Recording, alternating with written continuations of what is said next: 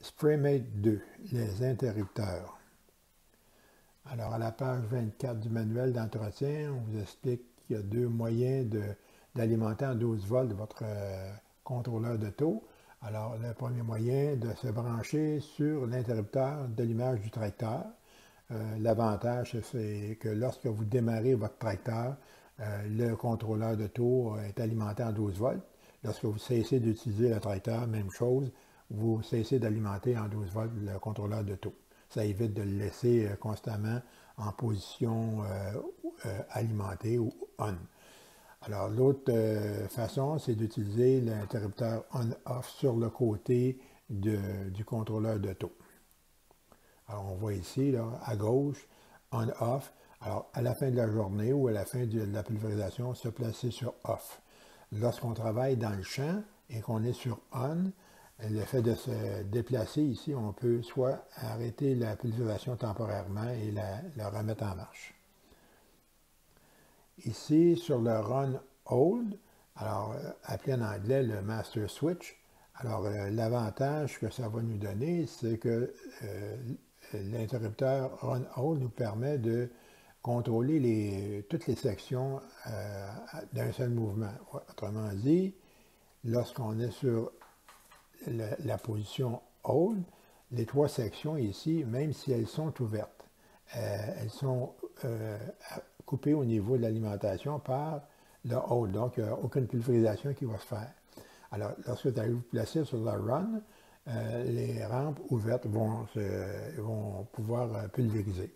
Alors, exemple, vous arrivez en bout de champ, au lieu de fermer les trois sections individuellement, vous vous placez sur le Hold, vous tournez, et lorsque vous êtes prêt à démarrer, vous vous placez sur Run. Alors, les trois sections sont automatiquement ouvertes, ou dépendamment si elles sont tous ou en partie ouvertes.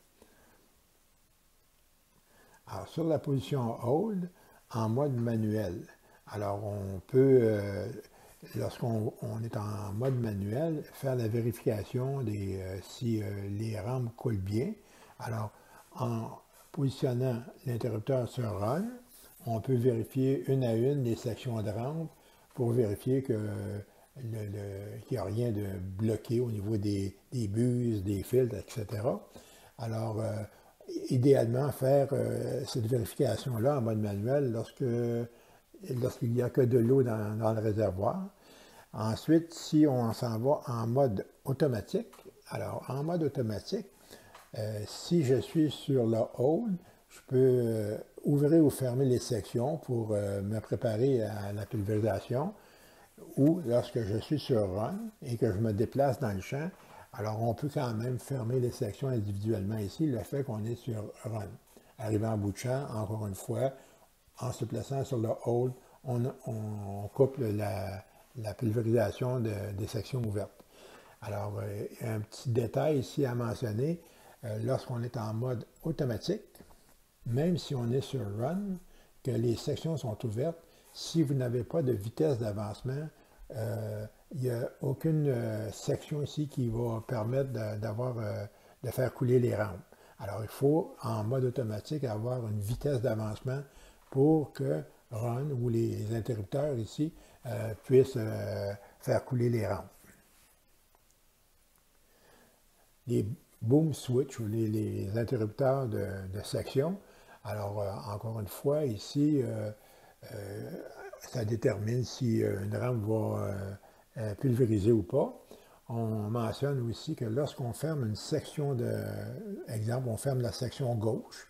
Alors, on a trois sections, gauche, centre et droite. Alors, si on ferme la gauche, pour citer un exemple, alors le système va soustraire la dimension de la section fermée pour s'assurer de vous donner tout le temps le bon taux au niveau pulvérisation. Là, on parle tout le temps en mode automatique.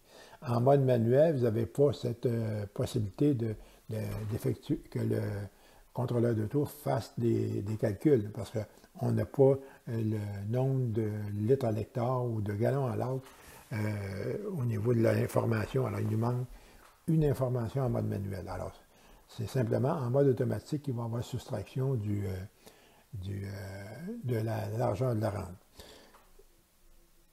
Alors, on se retrouve ici Alors, les trois interrupteurs, alors vous voyez, ils sont tous individuels au niveau de ouvrir ou fermer les sections. Ici, on a une de fermée, deux d'ouvertes.